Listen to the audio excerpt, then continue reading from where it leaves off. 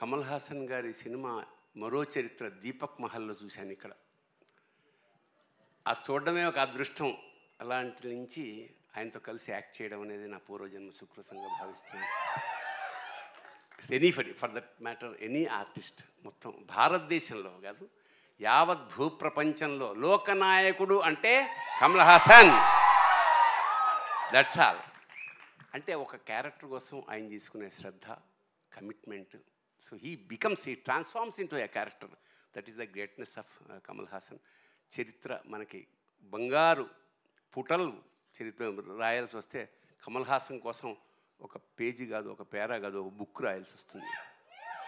అలాగే మణిరత్నం సార్, ఆయన సినిమాలు చూసి పెరిగాం మేము. ఆ క్రమంలో నాకు అద్భుతమైన అవకాశం మిస్ అయింది ఒకప్పుడు. రజనీకాంత్ గారి సినిమా ఒకటి. తర్వాత అంటే ఆ వేషానికి నువ్వు అంతా చెక్ చేసిన తర్వాత నువ్వు సూట్ కావు, ఈ character age సరిపోలేదన్నారు.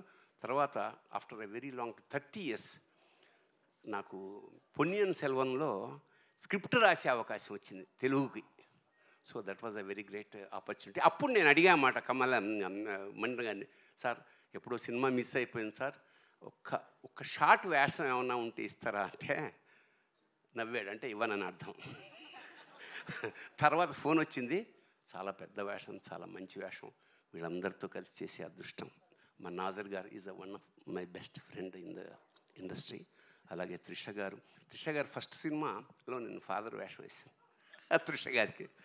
So tug life అనేది ఒక యావత్ భారతదేశంలోనే ఒక సెన్సేషన్ క్రియేట్ చేస్తుంది మనస్ఫూర్తిగా నమ్ముకుంటూ.